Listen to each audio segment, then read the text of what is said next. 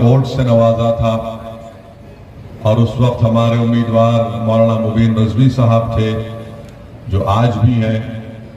आपने 2019 में जो हमको वोट दिया, आपका बेहद शुक्रिया। अल्लाह आप तमाम को सलामत रखे।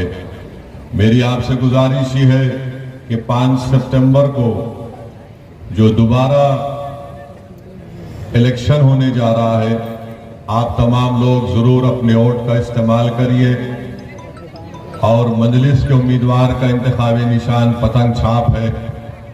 पतंग छाप पर बटन दबाकर आप अपने इत्तेहाद को कामयाब करिए, अपने सियासी शऊर को कामयाब करिए और इस विधानसभा के विकास के लिए, इस विधानसभा में गरीबों और मजलूमों की विकास के लिए, झारखंड की कमजोर और मजलूम अवाम की इंसाफ के लिए एक आवाज को आप झारखंड के विधानसभा में भिजाइए।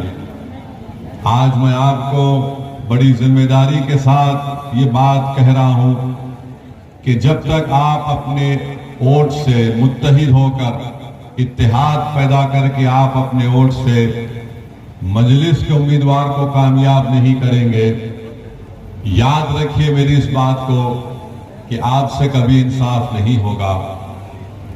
आपके गांव में, आपके विधानसभा में विकास का काम नहीं होगा।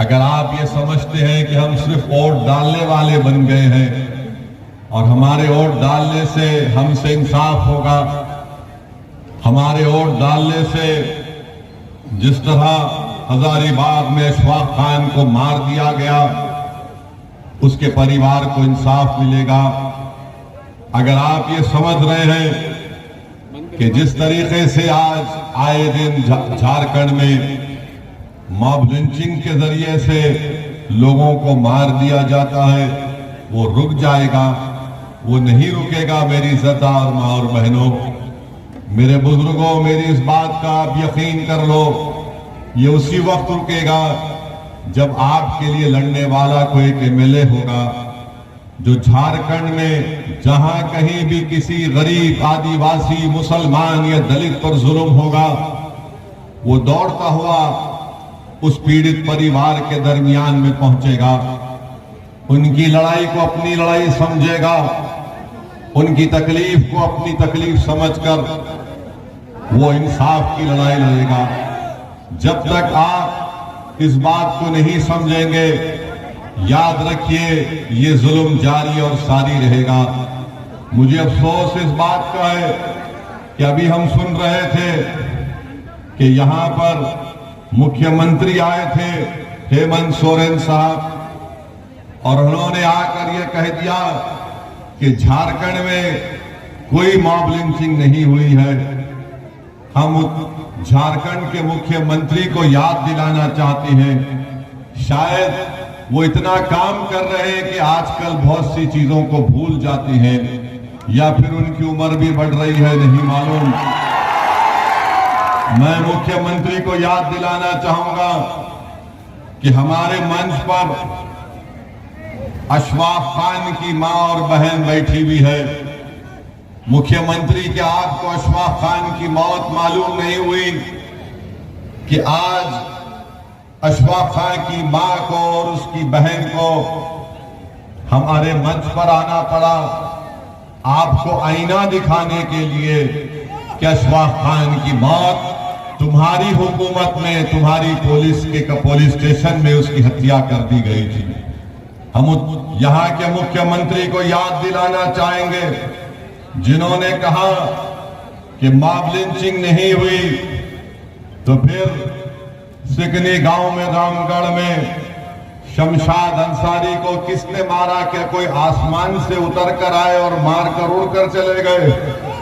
शमशाद अंसारी को मारने वाले इसी जमीन पर रहने वाले जालिम लोगों ने शमशाद अंसारी को इसलिए मार दिया क्योंकि उनको मालूम है कि हेमंत सोरेन कुछ नहीं करेगा, वो उनका आदमी है, इसलिए शमशाद अंसारी को मार दिया गया। और जब पीड़ित परिवार आज भी इंसाफ के लिए लड़ाई लड़ रही है, शमशाद अंसारी के पीड़ित परिवार के लोग आज हमसे मुलाकात करने के लिए आ रहे थे, तो रास्ते में कांग्रेस के गुलामों ने उनको रोक लिया और कहा कि मत जाओ ओवैसी के पास, हम तुम्हारा कुछ कर देंगे। अरे ओवैसी से मिलने से तुम रोक तो सकते हो, मगर तुम मेरी आवाज को उनके दिलों तक पहुंचाने में रोक नहीं पाओगे। तुमने शमशाद अंसारी को खामोश कर दिया, मगर शमशाद अंसारी के रूप में हर बच्चा झारखंड से खड़ा होगा और हेमंत सोरेन से कहेगा कि मेरा नाम शमशाद अंसारी है, बताओ मुझसे इंसाफ कब किया जाएगा। आज अगर ये सरकार सत्ता में है और इस सरकार का मुख्यमंत्री ये कहता है कि कोई मॉब लिंचिंग नहीं हुई है, तो फिर वाजिद अंसारी को एक इलेक्ट्रिक के पोल से बांधकर पीटा गया था चोरी के झूठे इल्जाम में। इसी साल अप्रैल 2023 में महू टोली में वाजिद अंसारी को मार दिया गया। गरवाहा जिले में अप्रैल 2023 में वसीम सज्जाद पुलिस कस्टडी में मर जाता है। हेमंत सोरेन साहब, क्या आप सो रहे हैं? तो जागो और देखो कि तुम्हारे गरवा डिस्ट्रिक्ट में वसीम सज्जाद को कत्ल कर दिया गया। जमशेदपुर में 6 दुकानों को जो अल्पसंख्यक समाज मुसलमानों की थी उनको जला दिया गया। सरकार सेकुलर पार्टी की है, सरकार में कांग्रेस है, सरकार में राजद है और आपके राज में दुकानें जलती हैं। शमशाद अंसारी का कत्ल हो जाता है, मगर आप हमको गाली देते हैं। सत्ता में आप हैं, इल्जाम मौलाना मुबीन रजवी पर लगा दिया जाता है, इल्जाम मेरे सदर शाकिर पर लगा दिया जाता है कि ये बी टीम है। अरे बताओ, जब तुम सत्ता में हो तो तुमने इन दुकानों को जलने से क्यों नहीं बचाया? साहिल और मुदस्सिर को पुलिस की गोलियों ने खत्म कर दिया। यकीनन ये हमारे लिए शहीद हैं, मगर साहिल और मुदस्सिर से मिलने कौन गया था? मैं गया था साहिल और मुदस्सिर से मिलने के लिए। हम इसलिए नहीं गए थे कि हमको कोई सियासत करना था, हम इसलिए गए क्योंकि हमने उन बच्चों की तकलीफ को अपने दिलो दिमाग और अपने सीने में महसूस किया। इंसानियत अभी भी हम में जिंदा है, हम वहां पर गए थे। मगर बताओ, जो आज हम चुनाव लड़ रहे हैं तो उनको गाली दे रहे हैं। अरे 16 साल का शहबाज खान जो ट्यूशन लेकर अपने घर को वापस आ रहा था, तो किसने गरवाहा में उसको गोली मारकर कत्ल कर दिया गया और झाड़ियों में उसकी लाश को फेंक दिया गया। बताइए हेमंत सोरेन साहब, बताओ कांग्रेस के लोगों, तुम सत्ता में हो, मैं सत्ता में नहीं हूं, किसने मारा 16 साल के शहबाज खान को? और फिर क्या ये बात सच नहीं है कि बीजेपी के एक पूर्व विधायक जिनका नाम जरमुंडी देवेंद्र कुंवर है, तौसीफ नामी बच्चे को उठक बैठक कराया, उसको थूका उसके मुंह पर? क्या किया तुमने बताओ? आज तुम हमको गाली देते हो कि सदुद्दीन ओवैसी आएगा और भड़काऊ भाषण देगा। मेरी इज्जतदार मां और बहनों, अशफाक खान के बारे में हमने बता दिया आपको। यही गिरिज में मोहम्मद कैफी और मोहम्मद आसिफ को किसने पीट कर मार दिया कि ये वो तस्करी का काम कर रहे थे? क्या हेमंत सोरेन को मोहम्मद कैफी और मोहम्मद आसिफ के बारे में भी नहीं मालूम, जिनको मार कर उनका कत्ल कर दिया गया? 8 मार्च 2021 को सचिन नामी एक 22 साल बच्चे को चोरी के इल्जाम में पकड़कर कत्ल कर दिया गया। अंगारा रांची में 27 साल मुबारक खान को पीट कर उसकी जान ले ली गई, उसी तरह लाइट के पोल से बांधकर। और हेमंत सोरेन को शायद नहीं मालूम कि मुबारक खान भी मार दिया गया। मेरे अजीज दोस्तों, जमशेदपुर में नौशाद को पुलिस कस्टडी में उसकी मौत हो जाती है। 10 अगस्त को नौशाद को उठाया जाता है। मेरी इज्जतदार माँ और बहनों, आप जानते हैं कि जब तबरेज अंसारी को मारा गया था, मैंने खुद तबरेज अंसारी की बेवा से मुलाकात की थी। क्या उस वक्त कौन सा मामला था? हमको तकलीफ हुई कि एक नौजवान बच्ची बेवा हो गई है। मुदस्सिर और साहिल की क्या मामला था? हम के घर को गए थे। मेरी इज्जतदार माँ और बहनों, मेरे बुजुर्गों, आपने यहाँ पर झारखंड में 4 अल्पसंख्यक मुसलमान समाज के एमएलए को आपने कामयाब किया। इतने वाकयात होते हैं। अरे जमतारा से यहाँ पर आपने एक मुस्लिम विधायक को कामयाब किया, और अभी हमको बताया गया कि हफीजुल हसन साहब भी फिर रहे। 4 आपके एमएलए हैं। आप में इतनी हिम्मत नहीं हुई कि आपने इन जुल्मों के खिलाफ आवाज उठाते। आप में गीरत क्यों नहीं जागी कि आपको अगर कामयाब किया तो क्यों कामयाब किया? क्या तुमको कामयाब इसलिए तो नहीं किया कि तुम हेमंत सोरेन के सामने अपने सर को झुकाकर गुलामी करो? तुमको कामयाब इसलिए किया कि तुम गरीब और मजलूमों पर जब जुल्म होगा तो तुम उनकी आवाज बनोगे। तुम सरकार में बैठकर तुम अगर मंत्री बन गए हो तो तुम समझ रहे हो कि तुमको बहुत बड़ा मुकाम मिल गया। अरे जब अल्लाह ने तुमको मुकाम दिया तो तुम उस मुकाम को इस्तेमाल करो गरीबों के इंसाफ के लिए। मगर इतने लोगों को मार दिया गया और यहाँ पर हेमंत सोरेन की सरकार इस पर कोई कार्रवाई नहीं करती है। मेरे अजीज दोस्तों और बुजुर्गों, यहां पर एक विधायक साहब हैं, उन्होंने ये भी कह दिया था कि अगर मुझे कोई इबादतगाह बनाना पड़े तो मैं अपना गुर्दा बेच दूंगा। कहा था ना, मैं अपना गुर्दा बेच दूंगा। अरे इतने लोग मारे गए, तुम्हारा गुर्दा छोड़ो, तुम्हारी जबान नहीं खुल रही है, तुम गुर्दा कहां तक जाओगे?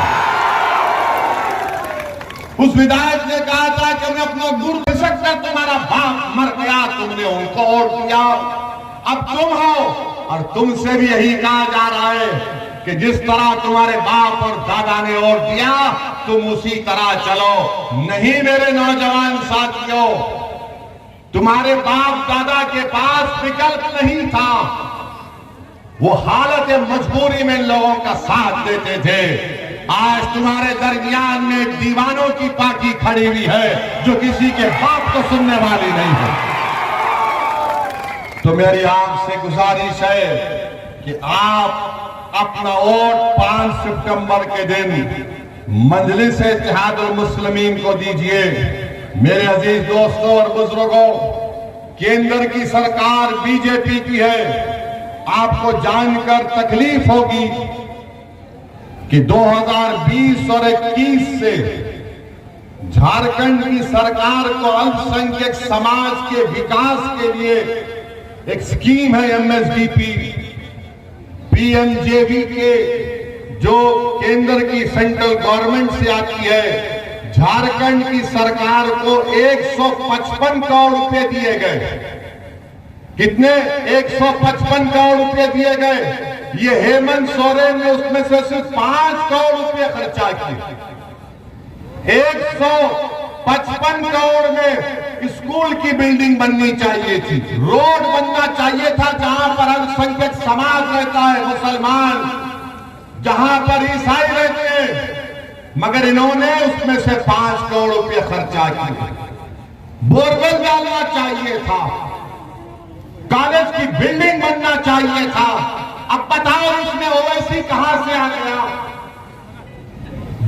155 करोड़ में सिर्फ 5 करोड़ रुपए खर्चा करते हैं और यहां पर आकर ये हेमंत सोरेन के मंत्री कहते हैं कि मौलाना मुबीन रजवी भेड़िया है। मेरे अजीज दोस्तों और बुजुर्गों,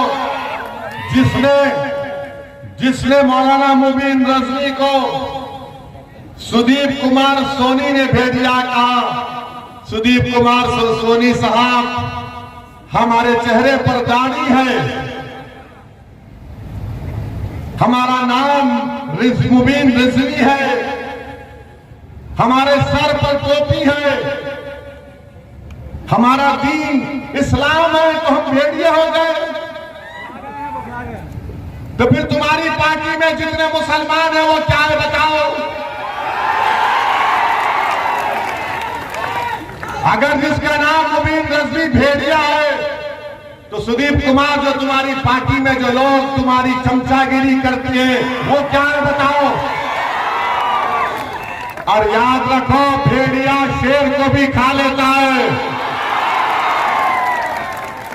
समझे ना? अगर तुम भेड़िया बोल रहे बोलो, जितना बोलते बोलो, मगर तुम्हारे जहन में जो जहर भरा हुआ है वो तुम्हारी जबान पर आ ही गया कि तुम हर मुबीन को भेड़िया कहते हो, तुम हर मुबीन को भेड़िया कहते हो। अगर तुम इंसान हो तो चलो शमशाद अंसारी के घर को जाकर दिखाओ, तुम में हिम्मत है तो चलो आओ।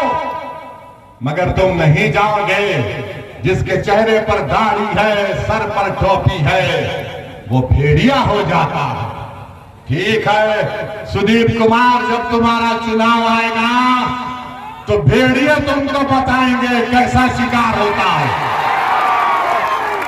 मेरे अजीज दोस्तों और बुजुर्गों, फिर यहां पर आप देखते हैं कि यहां पर आपने देख लिया कि गिरिज में 41 लाख की आबादी है। भेड़िया हमको कह दिए, हमको बी टीम कह दिए।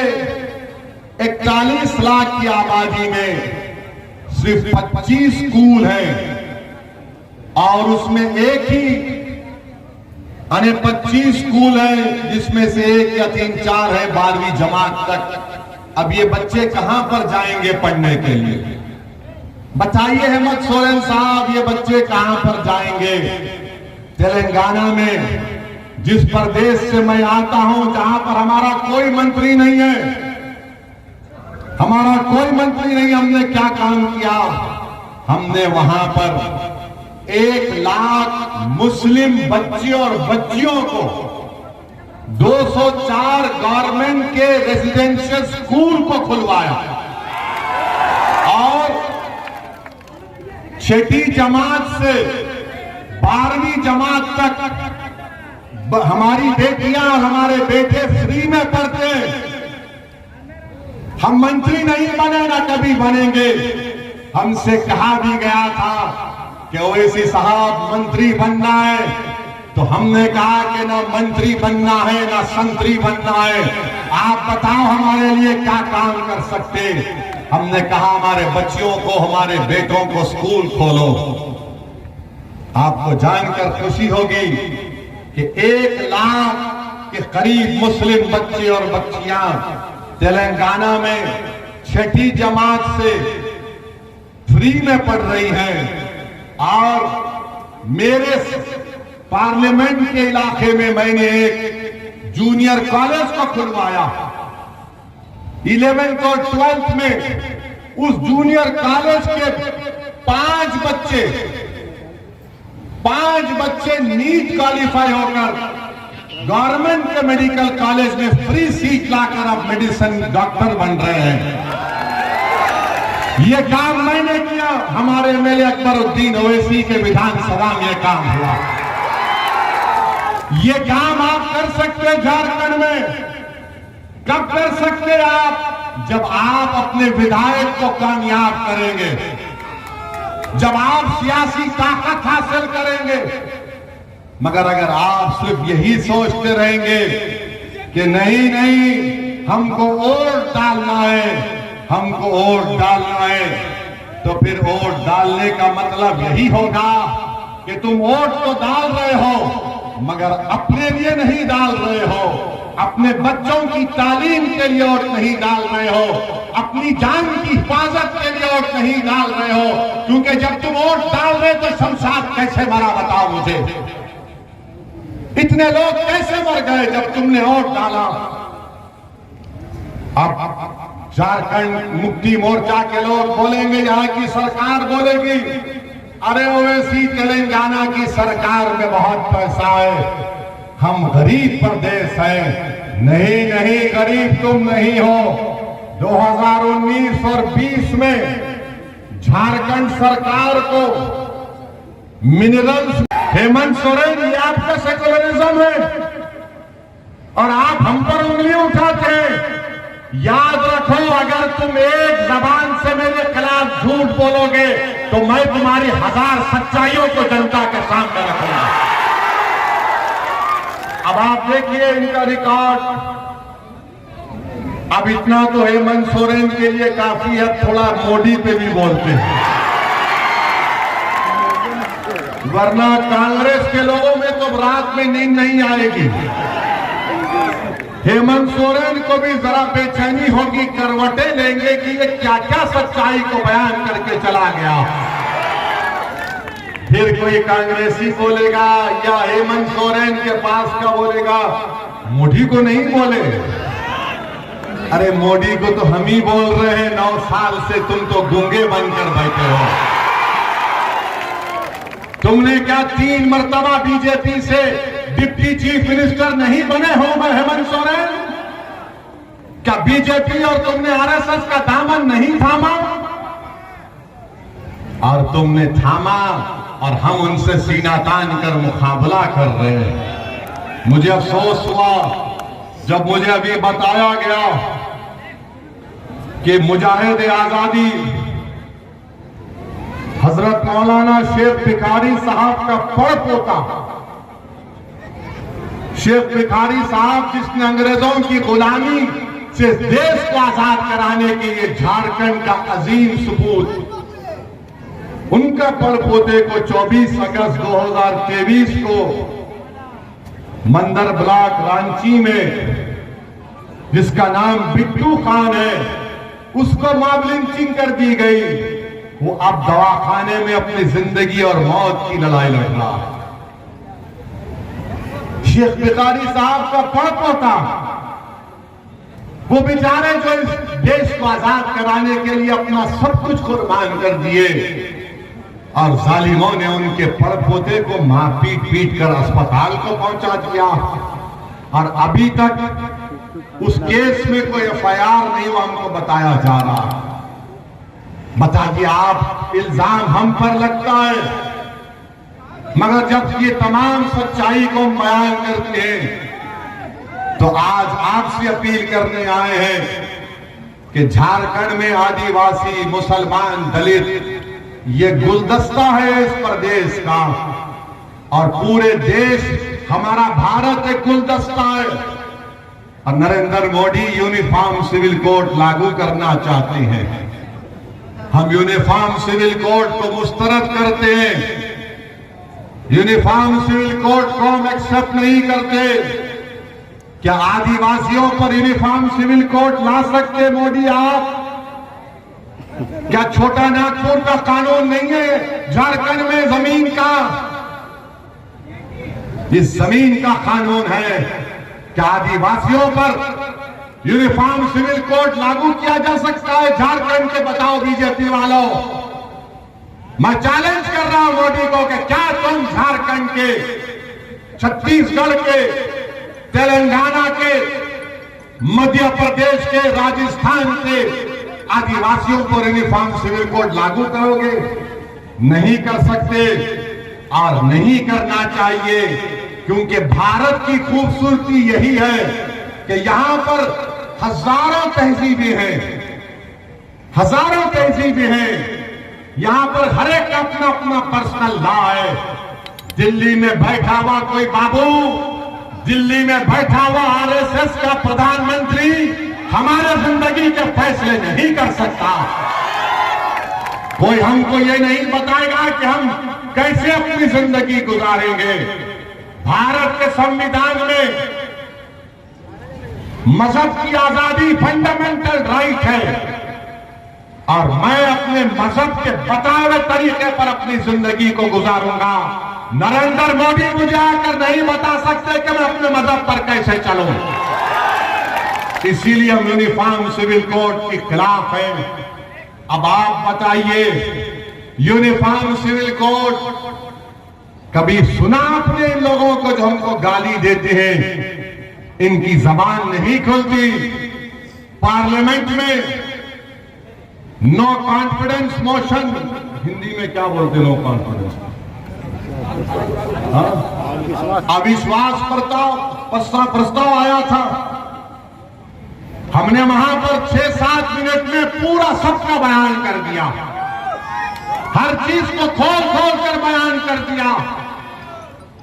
बताओ, आपकी तो जबानी नहीं खुलती, आप तो सिर्फ एक ही बात करते, मैं दुकान खोलना चाहता हूं मोहब्बत की। दूसरा बोलता है मैं चौकीदार हूं। ये ऐसा चौकीदार है जो चीन 2000 स्क्वायर किलोमीटर जमीन पर कब्जा करके बैठा है, मगर चौकीदार क्या चौकीदारी कर रहा है। डेप्सांग डेमचाक में चौकीदार के नाक के नीचे चीन अपनी हमारी जमीन पर फौज को उतार दिया। ये दुकानदार है, ये सिर्फ बोलता मैं मोहब्बत की बात करता हूं, तो शमशाद अंसारी से मोहब्बत की बात कौन करेगा? अशफाक खान से मोहब्बत की बात कौन करेगा? अरे तुम्हारी सरकार है ना दुकानदार वालों, तुम्हारी सरकार है झारखंड में, मेरी तो सत्ता में तो नहीं हूं। एक तरफ दुकानदार, एक तरफ चौकीदार। ये दुकानदारों ने 50 साल से हमको लूटा। ये चौकीदार हमारी शनाख्त को खत्म करना चाहता है, हमारी तहजीब को खत्म करना चाहता है। इस देश में ना दुकानदार की दुकान की जरूरत है, ना चौकीदार की जरूरत है, बल्कि तीसरे विकल्प की जरूरत है, जो इंशाअल्लाह पैदा होगा। आप देखना मेरे अजीज दोस्तों और बुजुर्गों, देश के प्रधानमंत्री बड़ी बड़ी बातें करते हैं, सबका साथ, सबका विश्वास, सबका विकास, क्या क्या बकते रहते हैं। मगर आज हमने देखा कि एक मासूम 7 साल का बच्चा जब स्कूल को जाता है उत्तर प्रदेश में, जहां पर बीजेपी की सरकार है, जहां पर योगी आदित्यनाथ मुख्यमंत्री हैं, वो टीचर अपने क्लास में उन बच्चों से कहती है ये मोहम्मदन का बच्चा है, इसने बराबर नहीं पढ़ा, इसको मारो। आप बताइए कि एक बच्चा अगर उसको बच्चे को मारता है, उस 7 साल के बच्चे को, तो टीचर कहती है मोदी जी, जिस तरह हेमंत सोरेन को भूलने की आदत है, उससे ज्यादा मोदी जी को भूलने की आदत है। तो टीचर कहती है मोदी जी तुमने उसको अच्छा नहीं मारा, दम से मारो, ये मोहम्मदन है। बताइए आप, और वो बच्चे को मार पीटा जाता है, उसका वीडियो पूरे देश में, पूरी दुनिया में चला गया। उस बच्चे के बाप से मैंने बात की, हमारे वहां के मजलिस के सदर को भिजाया। जिस तरह हमारा सदर झारखंड का कभी कुछ हो जाता है तो शाकिर दौड़ते हुए चीखे मारता है। अरे जिंदा अभी ठहरो, सुनो, तुम शाकिर साहब लेके आएगा, तुमको सुनो हमारी बात। वहां पर हमारे सदर को भिजाया। उस 7 साल के बच्चे के वालिद से, पिता से हमने बात की। उसके बाप ने कहा, हमने पूछा पुलिस में कॉम्प्रोमाइज क्यों किया तुमने? तो उन्होंने कहा कि क्या करना ओवैसी भाई, हमको यह बताया गया कि गांव का माहौल खराब हो रहा है, हिंदू मुस्लिम नहीं होना चाहिए, इसीलिए हमने कोई कंप्लेंट नहीं की, हमने अपने बच्चे को स्कूल से निकाल दिया। यही कमजोरी हमारी। अगर कोई बाप अपने बेटे की इज्जत के लिए नहीं लड़ेगा तो क्या दुनिया लड़ेगी? कौन लड़ेगा? अरे एक बाप ही तो लड़ेगा ना अपने बेटे की इज्जत के लिए। मगर उस बाप को भी मालूम कि बीजेपी की सरकार है, मोदी प्रधानमंत्री है, योगी मुख्यमंत्री है, मुझे इंसाफ नहीं मिलेगा। मेरे अजीज दोस्तों और बुजुर्गों, मेरी इज्जतदार मां और बहनों, याद रखो, आप अगर आप इसी तरह डरते रहेंगे कि माहौल खराब हो जाएगा, अरे माहौल जुल्म से खराब हो रहा है, तुम्हारी खामोशी से माहौल खराब नहीं हो रहा है। अगर वो बाप अपने बेटे की कंप्लेन नहीं कर सक रहा है, क्योंकि यही सेकुलरिज्म के चौधरी हैं, यही जो सेकुलरिज्म को ले डूबे देश में, उसने जाकर उस बच्चे के बाप से कह दिया कि तुम कंप्लेन मत करो, गांव का माहौल खराब हो जाएगा। अरे औलाद के लिए खामोश नहीं बैठूंगा, मैं अपने बच्चे की इज्जत के लिए खामोश नहीं बैठूंगा। अगर गांव का माहौल मुझे बेइज्जती करने से खराब होता है तो फिर और खराब होने के लिए तैयार रहना पड़ेगा। क्या हमारी जान की कीमत नहीं है? भारत के संविधान में इज्जत फंडामेंटल राइट है, डिग्निटी फंडामेंटल राइट है। इस मुकाम पर हम आ गए, क्यों आ गए? क्योंकि हम सिर्फ वोट डाल रहे हैं, वोट डाल रहे हैं, हम कभी वोट नहीं दे रहे हैं।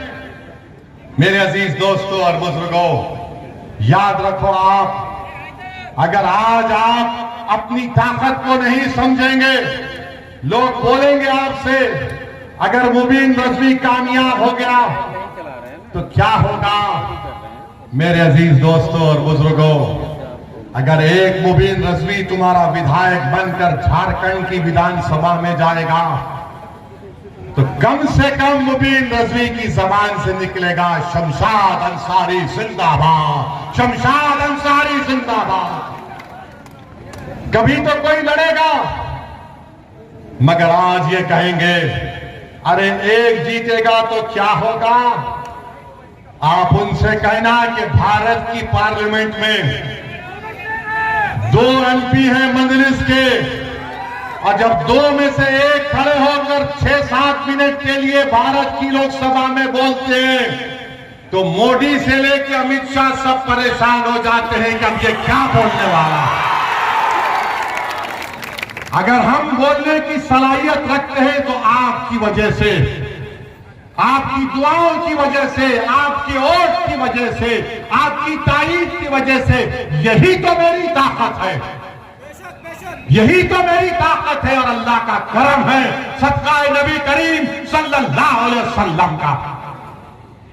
मगर आज आप खामोश बैठते रहेंगे तो फिर याद रखिए, कोई आसमान से नहीं आने वाला है।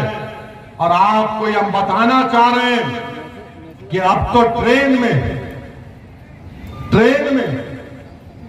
वो यहीं पर था, शायद वो खबीस शैतान जिसने गोली मारी, वो झारखंड के रेलवे स्टेशन में था शायद, बहरहाल कहीं भी था। वो नाम पूछकर रेलवे में गोली मारता है। एक हैदराबाद का लड़का है,